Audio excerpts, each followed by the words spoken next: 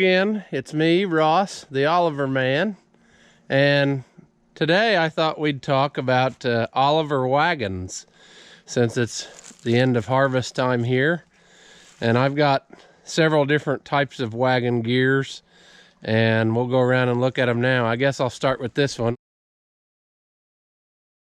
This is a 650 running gear, and it is on a factory, with a factory 727 flare wagon box on it. You can see the original decal there. I did put a new one on top, and I painted the angle irons, and I painted the gear. I use this to store ear corn, pick ear corn, and so that's its main job. But this is a pretty nice old wagon.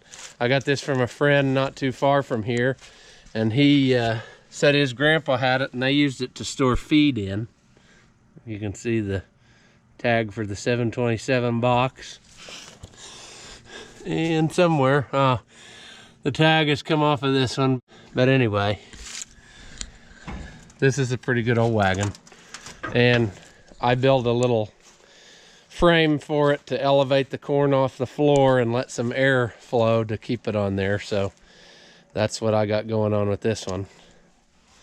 Well, it's hard to see in here, but this is a 391 gear.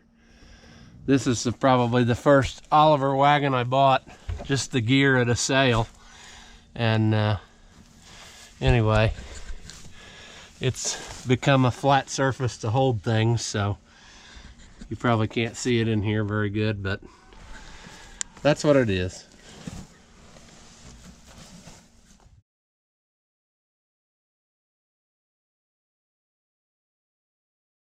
This is a 421 running gear. Again, all the gears made by Electric Wheel.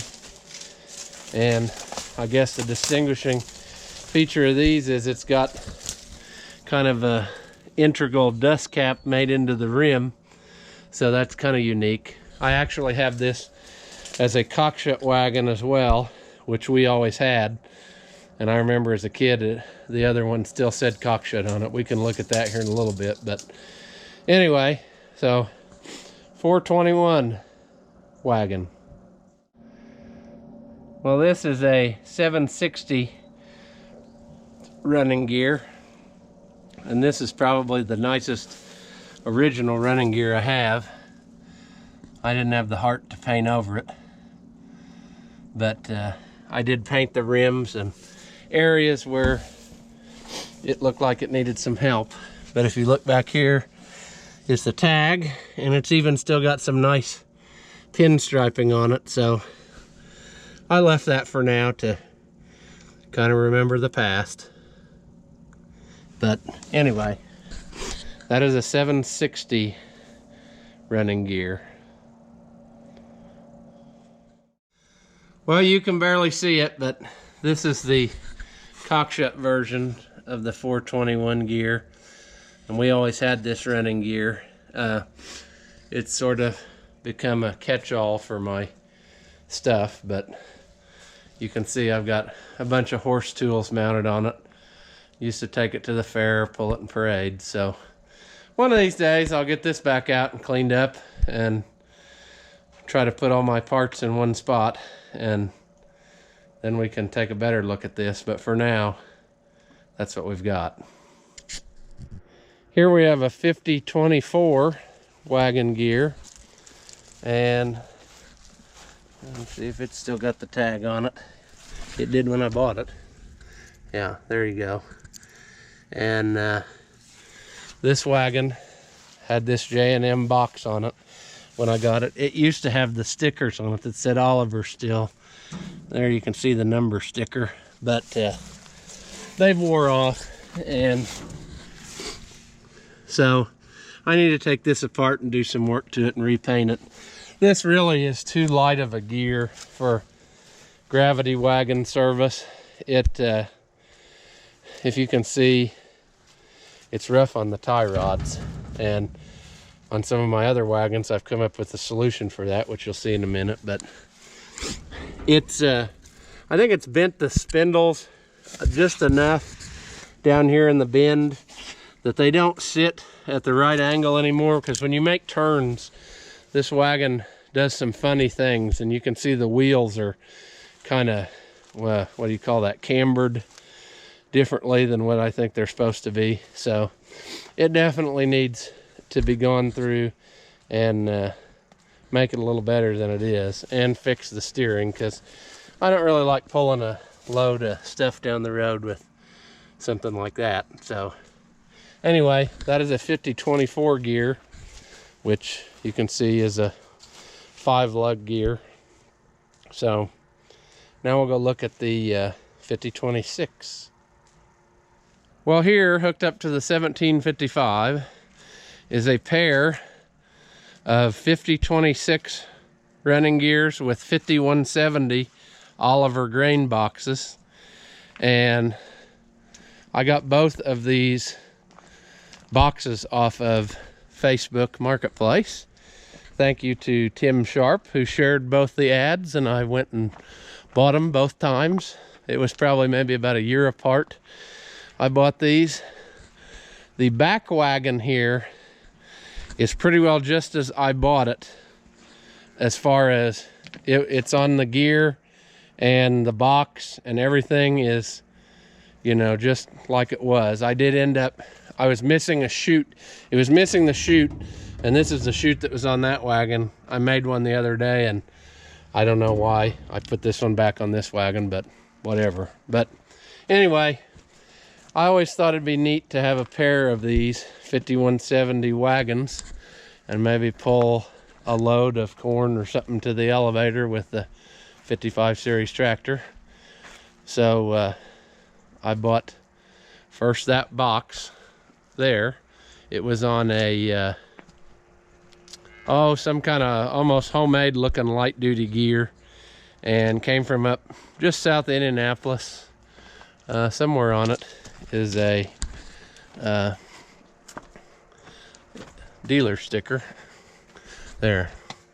Hugh Osborne, Oliver Sales, Sulphur Springs, Indiana. But anyway, I found this up northern, not northern Indiana, but central Indiana, I guess you'd say, south of Indianapolis, almost Indianapolis. And here's our tag on our wagon box. This wagon gear I bought it at an auction locally, and it had a big heavy flatbed on it made for picking watermelons. And I sold the flatbed. I bought it just for the gear.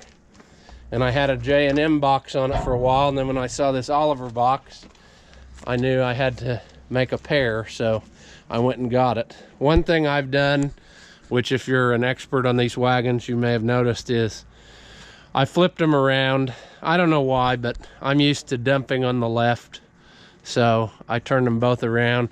The runners on all these were junk, so I had to replace them. And while I did that, I went ahead and turned them around so they're left-hand dump. What else to talk about? Oh, this is the wagon that I did my steering experiment on, and I'm very happy with it.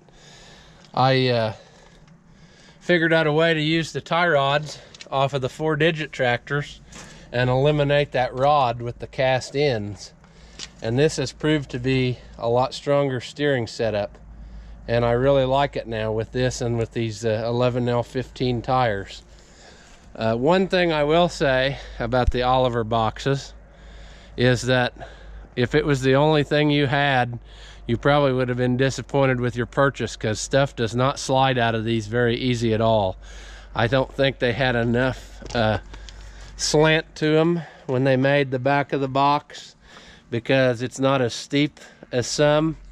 And one of the things I did before this year, I haven't used them yet this year, but I coated them with graphite paint, so I'm hoping that that will help it a little bit. Like I said, I made a chute the other day, copied the other one because I was missing one on one of the wagons, so I think that'll work pretty good. The paint job isn't the best. It was raining when I was trying to paint, and I didn't want the metal to rust, so there it is. But my mistakes will rub off with the corn going over it, so it'll be fine. But 5170s. This one, like I said, it came from down south of me, and it was all like it was, except it had mismatch rims on it. These are the rims that were on that other wagon, and I'm hoping to put those 11L15s on this one too sometime. But anyway, this is a fairly original wagon. One thing that happened, I will mention, on my trip home, and I'm really bummed about this, is I lost this gear. And when the guy pulled it out of the shed, I grabbed a hold of this handle, and I went to open the door, and the handle just spun. And I remember looking at him saying, oh, that pin is sheared. I'll have to replace that later. Well, I should have took it off. And by the time we got home, this had vibrated out enough, it let the gear fall off, and it fell off on the road somewhere. And I was so beside myself, that really ticked me off. I drove all the way the next morning, all the way back with my pickup, going like 20 miles an hour, hanging my head out the window like a dog, looking for this gear, hoping I'd find it laying on the shoulder, but I never did.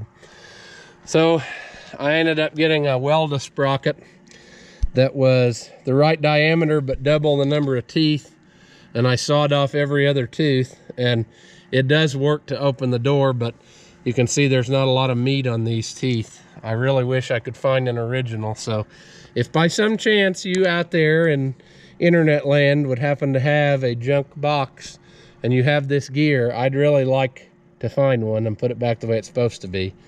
I can cut out one out of steel someday if I have nothing else to do, but for now, this is gonna go unless I can by luck find an original. I think maybe the only other thing to note about the two is the back one actually is a 5026A gear, and the front one is just a 5026. But very little difference in them. The front wagon has an extendable tongue, which is kind of handy. You know, you flip this up, you can pull your tongue out, telescope it out, hook up to the tractor, put this down, and then back up, and it'll self-latch, so you don't have to be so precise when you're trying to hook up. But if you pull enough wagons at the same tractor, you kind of get used to where you need to stop to hook stuff up, so that maybe isn't a big deal for some people. If you've ever messed with wagons, especially gravity wagons, you do not want to bolt all four corners of your wagon to your gear, because if you go through uneven terrain, the flex in it is going to really destroy something. It needs to be able to kind of give and do whatever it has to clear obstacles with the load on it. So what they've done on here, which I kind of like, is they made this bracket that straddles the bolster area here, and it's got a chain on it, so it'll let it come up some, but and I need to actually probably readjust these. After looking at them the other day, I thought of this, but they need to be kind of adjusted where it can't jump off of this, but it still lets it travel up enough, up and down enough, so that it has room to flex. But that's kind of a neat idea. They curve around underneath, and it's actually sitting on the metal, so you have kind of like a wear plate built into this bracket. The front has just a couple pieces of metal, like angle iron. We can look at this one here. Yeah. So it's got basically like skid shoes it's riding on, but having that set up lets it flex just enough that it doesn't destroy anything when it goes through a dip or something. Both of these wagons had a lot of cracks and breaks in the framework on this side, and this one isn't very pretty what I did, but I just welded it up to use it. And I guess one of these days when I worry about cosmetics, I'll grind it smooth and make it look nice. But I got them to work, not to just be a trailer queen. So anyway, it's ready to roll. Well, as always, I hope you've enjoyed my videos and found some value to them. But if you like Oliver and White stuff, hit that thumbs up and subscribe, and I'm gonna keep on as long as I can making videos with Oliver and White tractors and equipment. Thank you for watching, and I'll see you in the next one.